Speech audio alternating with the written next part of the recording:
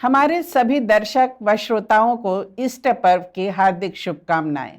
आज का दिन हमारे लिए बहुत महत्वपूर्ण है क्योंकि प्रभु यीशु मसीह जो परमेश्वर के इकलौते पुत्र थे, वे आज मृत्यु पर विजय प्राप्त करके हमें मोक्ष देने वाले ईश्वर बन गए। हम मसीहियों के लिए ईस्टर का प्रभु यीशु के क्रूस पर बलिदान, मृत्यु व मृत्यु पर जय प्राप्त करने का यह पर्व बहुत ही महत्वपूर्ण होता है। अधिकांश कलीसियाओं में 40 दिन के उपवास के साथ प्रार्थना और संयमपूर्ण जीवन शैली पर जोर दिया जाता है। कई चर्चेज में रिवाइवल मीटिंग्स भी होती हैं। अचानक ही इन दिनों चर्च की आराधनाओं में लोगों की उपस्थिति बढ़ जाती है।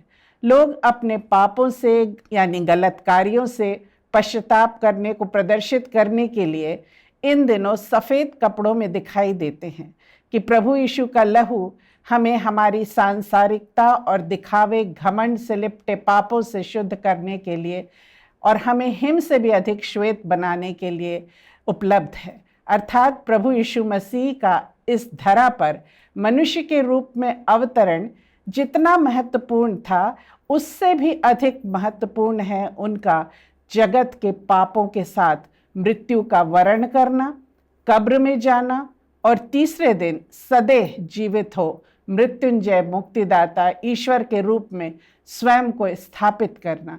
उनके इस उद्देश्य की उद्घोषणा शताब्दियों पूर्व ही हो चुकी थी। उद्धारकर्ता के रूप में मनुष्य देह में अवतरण ले ईश्वर के इकलौते बेटे ने शैतान के अंतिम हथियार यानी मृत्यु को हराकर उसे खत्म कर दिया। उन्होंने ईस्टर पर समस्त मानवता को शैतान के इस बंधन से मुक्त होकर आनंदमय आशीषित जीवन जीने की निश्चयता दे दी। आज मृत्यु विश्वासियों के लिए अंत नहीं है, बल्कि अनंत का द्वार है।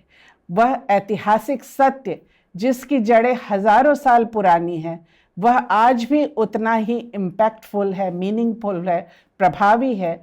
कुछ समय पूर्व जब खजूर के इतवार पर लोग होशन्ना के नारे लगाते थे, अर्थात प्रभु हमें बचा, वे आज हालेलुया के गीत गाते हैं, जिसका अर्थ है ईश्वर आपकी महिमा हो।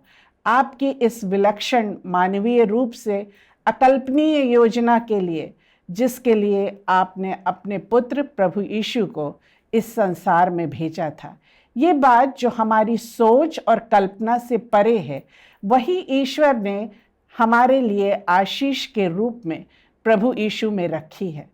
प्रभु यीशु को कब्र में भेज शैतान और उससे प्रभावित लोग आनंदित हो अपनी प्रधानता, धन, वैभव, ऐश्वर्य, पद खोना नहीं चाहते थे। उन्होंने निर्दोष निष्कलंक प्रभु को निष्फल सेवा और प्रेम तथा किसी में भेदभाव न करने की शैली को अपनाने के लिए उनके विरोधी बन उनके विरुद्ध षड्यंत्र कर उन्हें क्रूरतम मृत्युदंड सुनाया था और उसके बाद उसकी मृतक देह को कब्र पर सील बंद कर पहरेदार बैठा दिए थे। पत्थर जिससे कब्र को बंद किया गया था, वह इतना भारी था कि उसे आसानी से 10 लोगों के द्वारा भी लुढ़काया ना जा सके। सील शासकीय अधिकार की मुहर, जिसे तोड़ने वाला देश का दुश्मन, शासित सरकार का दुश्मन कहलाए। सबसे बढ़कर इन शैतान के अनुयायियों का यह सोच कि उन्होंने प्रभु यीशु के अनुयायियों की आशा को ही दफन कर दिया है, उनके बीच यह डर और भय भर दिया। यह कैसा मसीहा जो खुद को ना बचा सका, वह तुम्हें क्या बचाएगा। पूरा प्रयास किया गया कि परमेश्वर पर से लोगों के विश्वास को ही तोड़ दिया जाए। इससे अच्छा मौका और क्या होगा। गलगथा के रास्ते पर उन्हें जिस तरह प्रताड़ित किया गया, वह तो सबने देखा ही था। लेकिन आज की ईस्टर की सुबह के लिए ईश्वर की महान योजना को अद्भुत ढंग से पूर्ण होते देखने के लिए शायद उस दिन कोई भी तैयार नहीं था।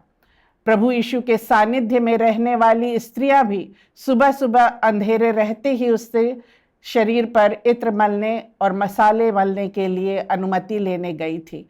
और वहां उन्होंने क्या देखा, इसका वर्णन हमें सुसमाचारों में मिलता है। मैं यूहन्ना 20 अध्याय का हवाला देना चाहती हूँ, जहाँ पहले और दूसरे पद में लिखा है, सप्ताह के पहले दिन मरियम मगदलीनी भोर को अंधेरा रहते ही कब्र पर आई और पत्थर को कब्र से हटा हुआ देखा।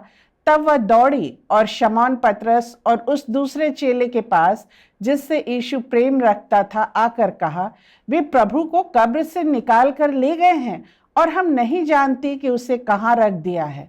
बाकी वर्णन आप सब जानते ही हैं, अन्यथा इस अध्याय को आप पूरा पढ़ सकते हैं। चेले भी दौड़ कर गए और खाली कब्र देखी।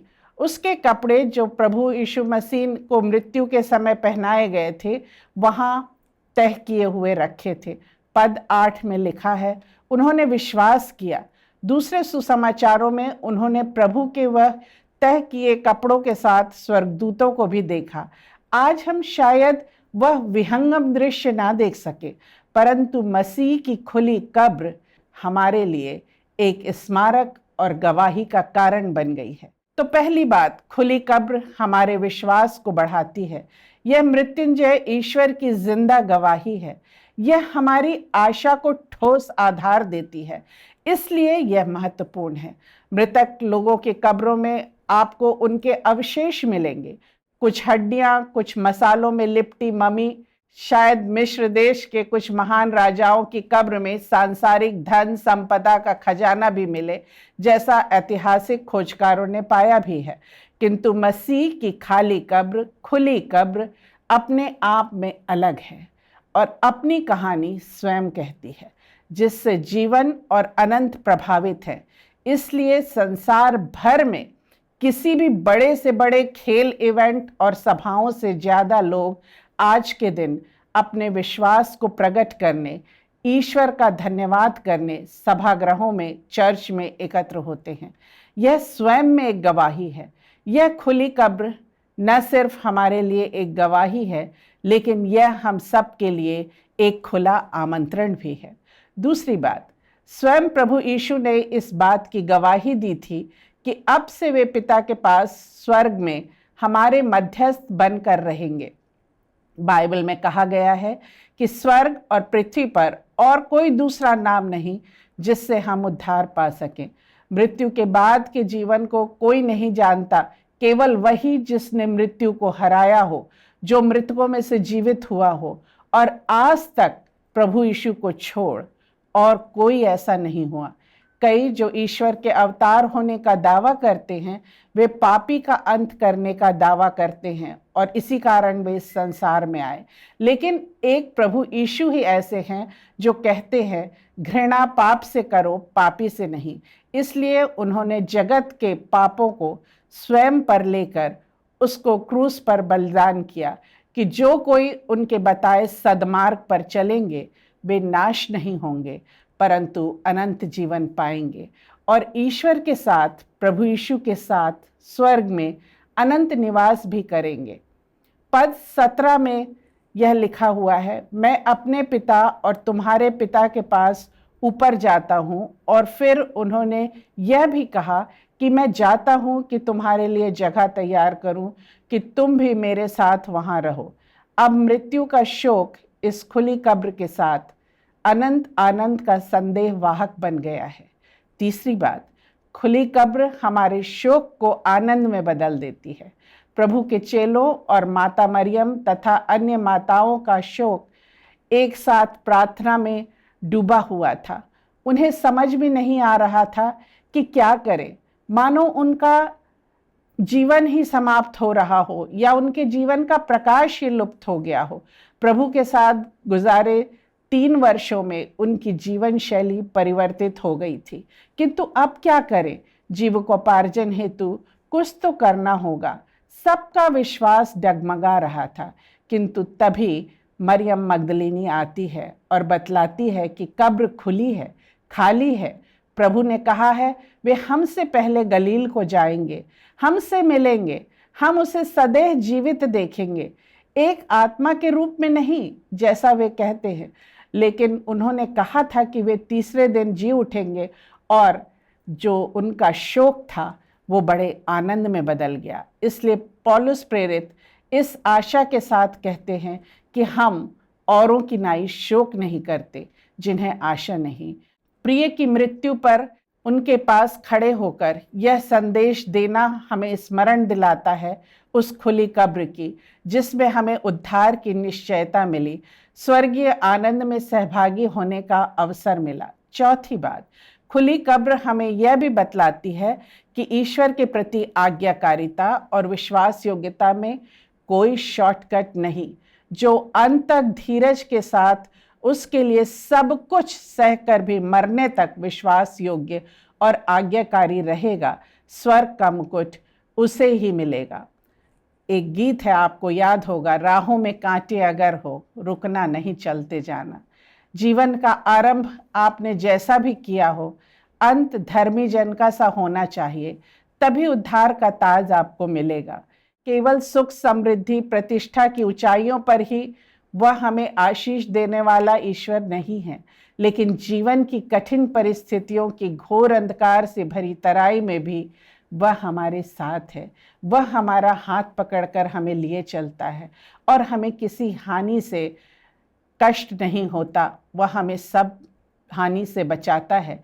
मृत्यु की छाया हमारे लिए उसके साथ साथ चलने पर अनंत जीवन का वरदान बन जाती है। पांचवी बात, खुली कब्र हमें यह भी बतलाती है कि यह संसार आपका स्थायी निवास नहीं। यहाँ आप यात्री और परदेशी की तरह अपने जीवन के वर्ष व्यतीत करते हैं।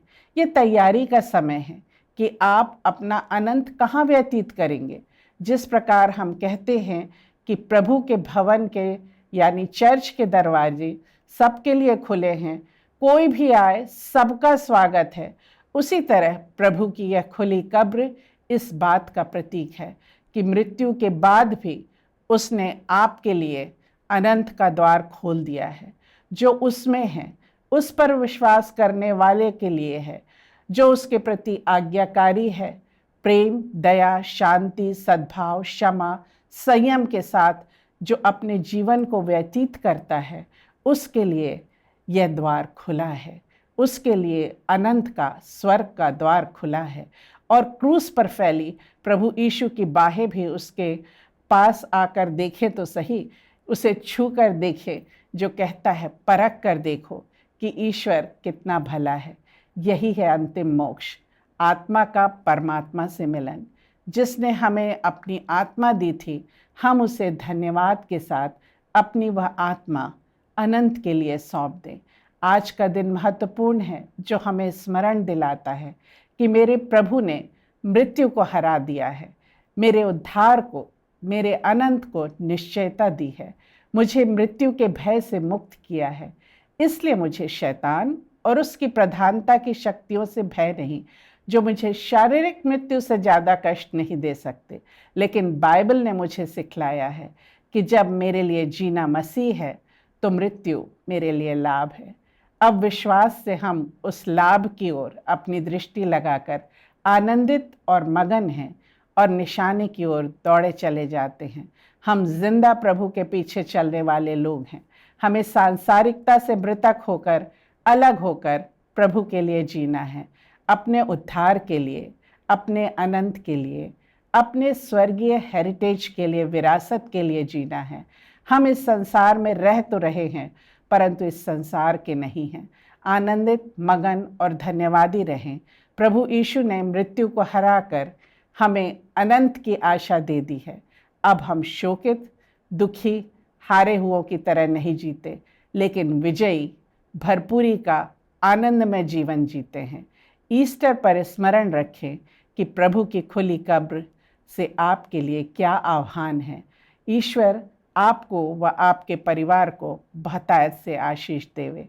Happy Easter and a blessed resurrection day to you all. Hallelujah, hallelujah, hallelujah, hallelujah, hallelujah, hallelujah. मसीह मेरा जिंदा हुआ और पाप से मुक्ति दिया,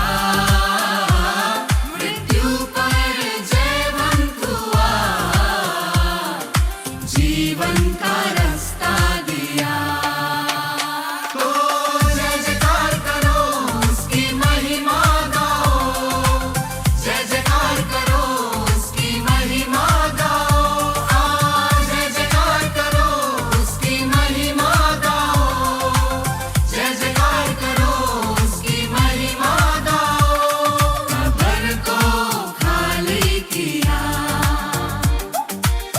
से हमें भर दिया, वादा जो उसने किया पूरा उसे कर दिया। तो जय जयकार करो, उसकी महिमा गाओ, जय जयकार करो, उसकी महिमा गाओ। जय जयकार करो, उसकी महिमा गाओ, जय जयकार करो, उसकी महिमा गाओ।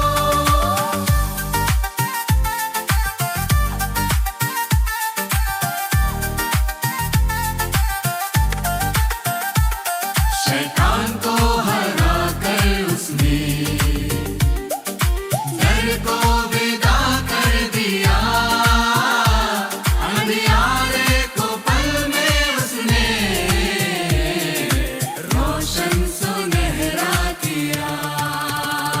तो जय जयकार करो, उसकी महिमा गाओ, जय जयकार करो, उसकी महिमा गाओ।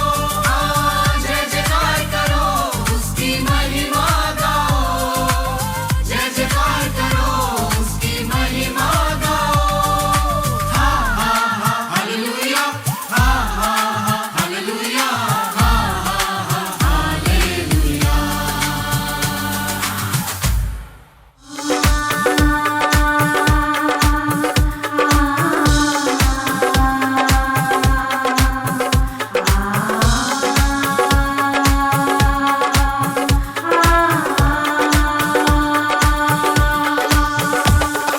हालेलुया मेरा प्रभु जिंदा हुआ, हालेलुया मेरा प्रभु जिंदा हुआ। मृत्यु का भी भय न रहा, जिंदा हुआ, मृत्यु का भी भय न रहा, जिंदा हुआ। उसमें ही है सारी फतेह, ले लो दुआ। हालेलुया मेरा प्रभु जिंदा हुआ, हालेलुया मेरा प्रभु जिंदा हुआ।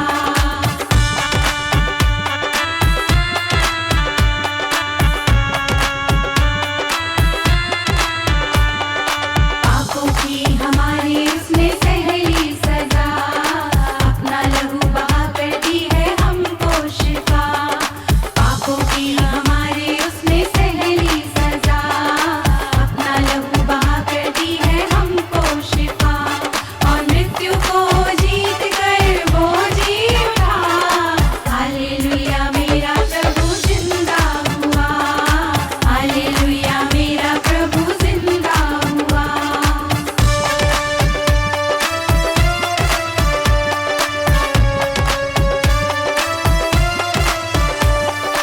अल्फा वो ओमेगा वो है वो पवित्र, रचता है वो जीवन का सुंदर चरित्र। अल्फा वो ओमेगा वो है वो पवित्र, रचता है वो जीवन का सुंदर चरित्र। आएगा फिर से वो बादलों के पार, हम सब करेंगे उसका दीदार। हालेलुया मेरा प्रभु जिंदा हुआ, हालेलुया मेरा प्रभु जिंदा हुआ। मृत्यु का